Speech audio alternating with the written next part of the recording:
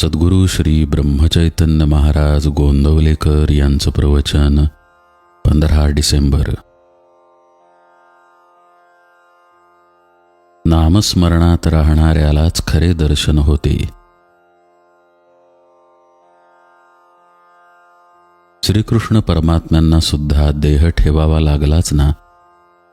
निराकार असले तरी साकार झाल्यावर त्याला सर्व काही आलेच की. रूप आले, गुण आले, सर्व काही आले आणि मग व्यवहारामध्ये सर्व करणे आले. तसेच ते साकारात आले म्हणून त्यांना जाणे हेही आलेच. श्रीकृष्ण व्यवहाराप्रमाणे वागले. वास्तविक पाहता ते आलेही नाहीत आणि गेलेही नाहीत. त्यांना येणे जाणे नाहीच, ते कायमच आहेत. साकाराचे रूप पाहावेसे वाटते, पण तेच सर्व काही नव्हे हे समजून चालले पाहिजे. भगवंताला पाहायचे असेल तर त्याला देहात पाहून चालणार नाही असे श्रीकृष्णांनी उद्धवाला सांगितले आणि त्याला ज्ञानाने समजावले. उद्धवाला हे ज्ञान झाल्यावर त्यांनी त्याला आता जाऊन गोपींचे समाधान कर असे सांगितले. त्याप्रमाणे गोकुळात जाऊन तो गोपींना सांगू लागला की तुम्ही श्रीकृष्णाला देहात पाहून प्रेम केले हे योग्य झाले नाही, तुमची चूक झाली. अशा रीतीने देहाबद्दल त्याने तिरस्कार उत्पन्न करण्याचा प्रयत्न केला. त्यावर गोपींनी त्याला म्हटले, तू आपला वेदांत जिथे कुणी नाही तिथे जाऊन सांग. श्रीकृष्णाला देहात पाहून आम्हाला जे मिळाले ते आमचे आम्हालाच ठाऊक, ते तुला मिळणे शक्य नाही. गोपींनी श्रीकृष्णावर जे प्रेम केले ते देहाला विसरून केले. त्याच्या पुढे त्यांनी सर्वस्व तुच्छ मानले आणि त्यामुळेच श्रीकृष्णालाही गोपींवर तसेच प्रेम करणे भाग पडले.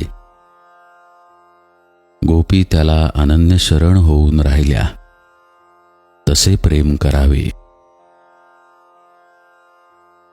जो नाम घेतो तोच खरा स्मरणात राहतो आणि त्यालाच खरे दर्शन होते आणि ते रोज सतेज होत असते.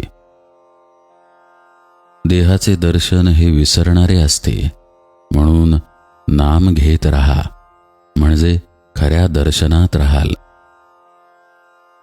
सगुण मूर्ती नेहमीच आपल्याजवळ राहणे शक्य नसते, पण तिची खूण भगवंताच्या नामात आहे. म्हणून आपण नाम घेतल्यावर भगवंत आपल्या जवळ आल्यासारखा आहे. भगवंत सगुणात असताना रावणाची किंवा दुर्योधनाची बुद्धी पालटू शकले नाहीत. सगुण अवताराने वासना किंवा बुद्धी पालटण्याचे कार्य होऊ शकत नाही. सद्बुद्धी उत्पन्न करण्याचे सामर्थ्य फक्त भगवंताच्या नामातच आहे.